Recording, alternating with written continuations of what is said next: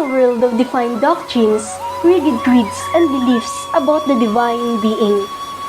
And in the midst of the existence of different teachings, ideas, and practices, Hinduism stands apart, which shaped a lot of cultures and inspires countless souls.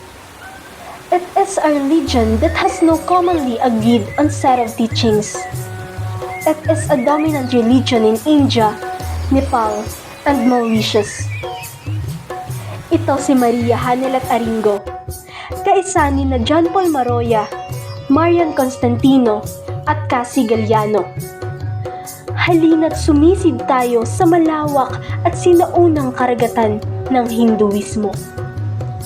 Namaste, I'm John Paul Maroya and I am going to talk about how Hinduism started. To find the distant beginning of Hinduism, we have to go back over 4,000 years ago, with the migrations of the Aryans from Persia to India, wherein the Aryans settled along the banks of Indus Valley, bringing their own cultural and religious habits, which later developed into a systems. The Aryans believed in deities and offered sacrifices. They also used the animals as sacrificial offerings. This civilization was named after the area's two great systems, the Sarvastis and the Indus, which has evolved into a modern-day India. Today, as one of the earliest religions, Hinduism developed and shaped important theological and philosophical insights in understanding life in general. It began in the Indian subcontinent and gradually spread as far as Cambodia, Thailand, Philippines, America, Indonesia, and other countries in Southeast Asia.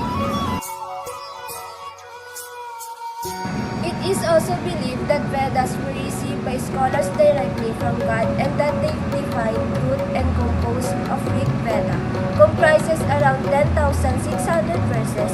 Yagur Veda consists of prose mantras for worship rituals. Sama Veda has 1,875 verses and Atharva Veda contains both hymns and prose passages. As we delve deeper in the background of Hinduism, we turn our lens on a modern Hindu family whose lives are a testament to the enduring power of this ancient faith.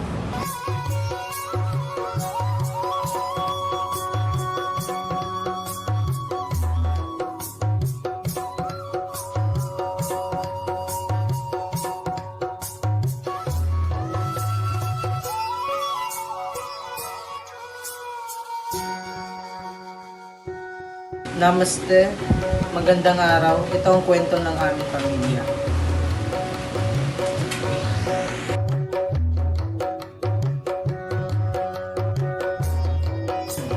Meron kami ancestor na galing at namuhay sa India. Mga sinaunang ninuno namin na parte rin po ng Hinduism. This family was born as Hindu, and until now their faith in the divine is still remains in their blood. When we ask them what they usually do in their daily life as part of the Hinduism, these are the things they answer that really strengthen their tradition. Ako po si Marilyn at isa po sa mga ginagawa namin araw-araw ay ang pagdarasal ng sabay-sabay bago kumain. Para po kasi sa amin, ang pagdarasal bago kumain ay para makapagpasalamat sa pinagkaloob ng biyaya. Mayroon din po kaming mga libro na binabasa tuwing gabi bago matulog. Ito po ay mula sa Mahabharata o Ramayana. Based on the answers of the Hindu siblings, we can clearly see the sincerity in their eyes of how committed they are into this religion. They also mentioned reading the Mahabharata. The Ramayana and Mahabharata have influenced Indian literary traditions and their themes, characteristics, and stories.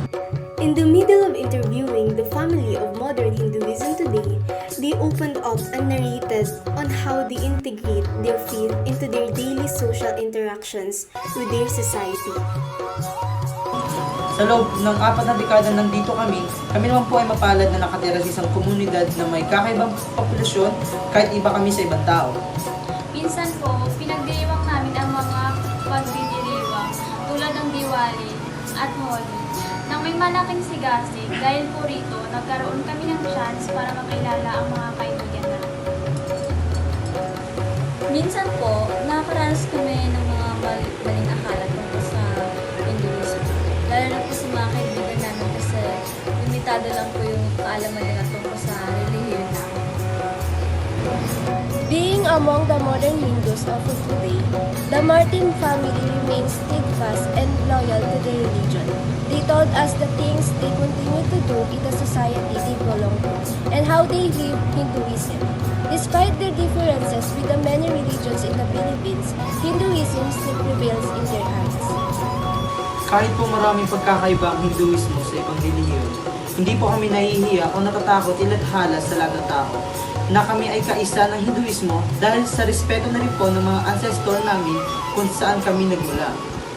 Ang pagiging Hindu po ay isang bagay na pinagmalakay ng aming pamilya dahil po sa reliyon na ito. At patuloy pa rin po kaming pagkakalooban ng biyaya at pinagpalang araw-araw. Hinduism, a timeless tapestry woven with threads of spirituality, fills the family of Martin with immense pride. Despite the circumstances and challenges they've faced and will be facing, they are still honored to be part of a tradition that has endured for millennia.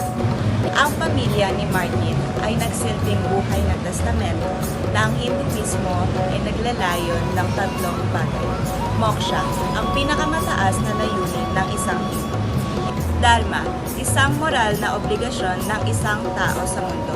At Dharma, ang batas ng sanhi at buma na nagsasaad na ang bawat gawa ay may kaakibat na buma, mabuti man o masama.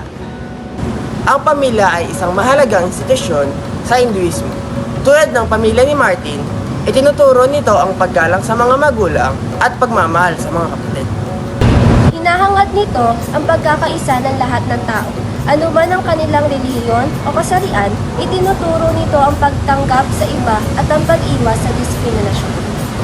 Ang Hinduismo ay isang relihiyon na nagbabalanse ng espiritual at material na aspeto ng buhay. Ito ay nag-aambag ng malaki sa pagpapaunlad ng moralidad, espiritualidad at kultura ng sangkatauhan.